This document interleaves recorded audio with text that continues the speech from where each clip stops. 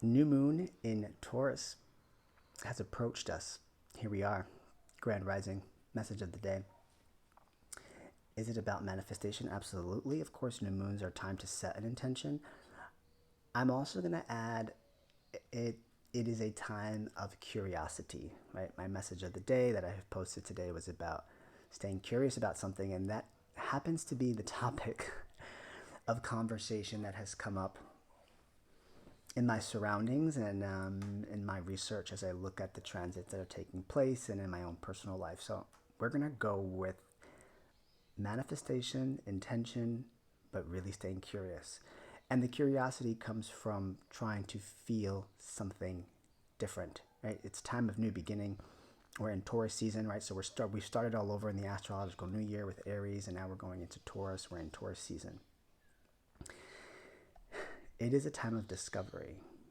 I urge you to stay curious about things in your life, trying to utilize all senses, right? Touch, smell, taste, hearing, sight, seeing the world through a new set of eyes, and staying curious about. I think it's really been something that you've been curious about for the last 2 years. Um, it could be something very personal, it could be something very internal, it could be something very external in your life. I would urge you to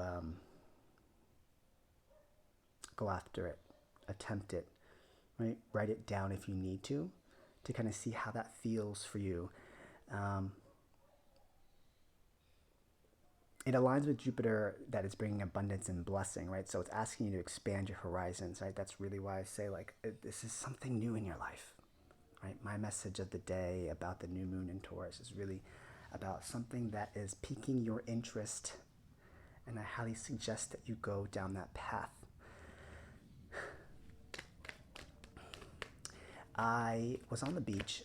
Give you a short story. I was on the beach, and I happened to be in Puerto Rico at the time, right now, and I met this guy, and we started talking, and we were talking to this other group of people, and he said to me in Spanish, "Curiosity killed the cat." I've never heard that phrase in Spanish, um, and for a second, I had to like think about what he just said, and it's wild to hear terms that we speak about all the time, like in a different dialect or in a different language. And it was just ironic because I was thinking about that, right? Did curiosity kill the cat, or did curiosity open the cat to new adventures? And then he made another statement in Spanish, something about putting your fears in the drawer, like put it in the drawer and close the drawer for a minute, right? You just have to kind of go after it. He was speaking to confidence. He was speaking to how to approach. He wanted to approach somebody, to be honest, and he was like nervous, to be honest. That's what was going on. Uh, and speaking to confidence, and he's like, sometimes you just gotta tiene que ponerlo en la gaveta y cierra la gaveta. Like you have to put it in the drawer and close the drawer. So those are the themes that have been coming up, right? Sometimes you got to put your worries and your fears in the drawer, close the drawer for a minute, and in mental health, you guys know I'm gonna twist that in here, right? In mental health, I can look at this from like an internal family systems perspective, right? So there's a part of you that wants to do something new, and there's the part of you that's really scared, right? Sometimes it's just looking in the mirror, looking in the camera, and saying, I'm going to ask that fearful part of me to wait outside, or can you stay at home today? Fearful part, do you mind stepping in the drawer really quick and let me close the drawer? I would like to approach this, or I would like to do this without that fearful part of me at this time. Right? In therapy, sometimes I'll ask the client to, hey, can you ask the fearful part of you to wait outside the room and see what they say? And the whole point is for you to get a response like, hey, fearful part of Alvin, do you mind waiting in the car really quick? And like, what do you hear? Okay, yeah, they're willing to. Sometimes you'll feel resistance. You're like, no, no, they want to come. Or no, they're not responding. Or no, they're petrified. They rather not. Right? My intention there is to get you to identify the fearful part of you, and also identify the part of you that wants to go after new things, that wants to take advantage of of a new moon in Taurus and do something that you're scared of, or that you have been you've had curiosity towards, right? That's what I'm going to say about that, right? Utilize visuals, right? That aspect of talking to your parts is also a visual aspect, and getting to know the different versions of you, but like putting a visual perspective into what it is that you would like to achieve, right? I would like to achieve this in life, but I'm scared. So let me visually, mentally prepare myself to put my fear aside and go after the thing that I'm curious about. That's my little spiel on the new moon in Taurus. Let's go ahead and pull some cards here. I did post a message of the day, which was about curiosity. So let's kind of see what else wants to come through in regards to the new moon in Taurus here. Setting an intention is definitely going to be something that you should do. Consider, say it in your prayers tonight, write it down at the same time. So let's kind of get 3 cards here to see what wants to come out. Well, the King of Wands, we're talking about our confidence. The King of Cups, we're talking about our emotional security. And the Four of Pentacles, we're talking about our security. Interesting how we're talking about security from different ends, right? Our confidence would require, let me show you this. Our confidence would require for us to, our standing up in our power would require for us to feel confident and secure within ourselves. Our emotional security would require for us to understand our emotions, be able to regulate our emotions in any given sense, right? While also being able to maintain our emotions no matter who or what is in front of us. This here is like, we need to be emotionally secure and confident in ourselves. You, as the leader of your life, these are 2 leaders. Confident and secure in yourself, and it's then we have the card of security. This is the card of I'm protecting myself, protecting my brand. A little bit of closing the heart because we have something to do that's physical. We have more of a I'm protecting myself to make sure that I am secure. These two, the 2 figures, or the 2 archetypes that we see here, have already achieved that. Perhaps you're on the road to trying to achieve security within yourself. However, you might need to do that. And sometimes that means that we need to close out people, places, and things so that we protect ourselves and we keep things to ourselves, and we closed off to certain aspects here. But these 2 are not closed off to other people because they've already established that, right? So here I would say, like, how much confidence have you gained in yourself? How much security do you have within yourself? How much fire is in you, right? And how much love is in you? How much love can you pour out?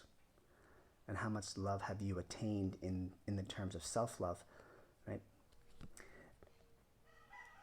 Your protector part, I'm going to talk about this, right? There's that protector part that sometimes we want to ask them to wait outside, or, hey, I know you're there to protect me. I know you're there to protect me, but right now there's something I want to achieve with this energy, and I need you to step to the side so that it's not interfering, because sometimes it can interfere. This protective part of you does not know if this is a hostile situation. It does not know if it is real.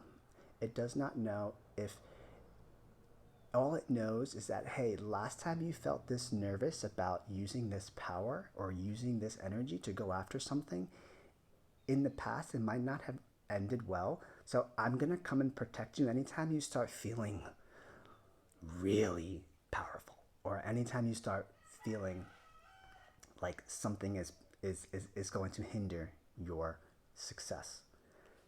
So we need to help this protective part know the difference between I am safe to go and do this and when I am not safe and I need you to step in to protect me. The protector part needs to know when they should come in and when they should come out, right? So talking to that part to help them identify, am I needed or am I not needed? But we love this part because we wouldn't be where we are if this protective part didn't come in and like shield us, right? With that being said, at this point in your stage, like, if you don't believe that you're divinely guided and protected, ding ding, 10:10 on the clock, use mantras like, I call my shields, I call in my protective shields to guide me as I harness this energy of empowerment and emotional security to go after what it is that I want in an attempt to seek to understand. I call in my guides, my angels, my protective shields to come in when needed. Interesting read here. Let's pull from the Hype Man deck. Okay, that wants to fall out. Spirit always has a plan. Right, there's that comfortability with Spirit, and like, they got my back. Like it's safe for me to go and explore. That is the mantra. It is safe for me to go and explore, because Spirit always has a plan.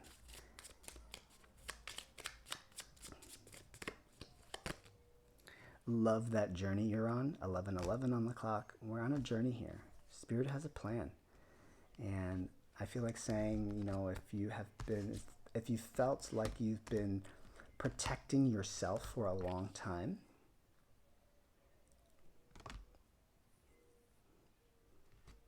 I'd urge you to kind of step out and utilize the powers and harness the energy that you have been accumulating, the resources you have been accumulating, and the security that you have attained to go out and explore. Because curiosity can kill the cat, but when you're protected, divinely guided, it actually leads you to adventures. Because you're leading with your heart, you're leading with passion, and you're leading with purpose. You're leading consciously. I'm not talking to those that are unconscious, 1212, right? My channel is not. It could be some newbies here, and that's not a disrespect either. It's more of a welcome to the world and the reality of where it's at. Awareness can scare you, and awareness can liberate you, right? But when you're leading with your heart, and you're leading with confidence, and you're leading with passion, and you're protected and you're guided, it's going to lead you to adventures, my friends. Let's pull one more here. Darkness is energy that needs a touch of light. Oof. That's a deep one. This is very much healing, right? Perhaps this is a message here that I think if you go out and you do the thing that you might be scared to do, or that you've been protecting yourself from, I think that you'll be able to see some healing, right? Because healing takes place in connection, and there's two forms of connection: connection with self and connection with others. So go and connect with others. Go and connect with other things. Go and connect with your other senses, right?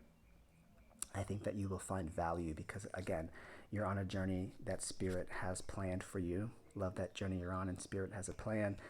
And you are protected, right? Just know when to ask that protector part to sit back, so there's not any self-sabotaging behavior out of fear. But again, we know we love this part. Thank you for protecting us. But right now, I want to try something that I haven't done in a while, or something that I want to do again, right? What a beautiful message here. My name is Alvin Catalan. I'm present. I'm done speaking now.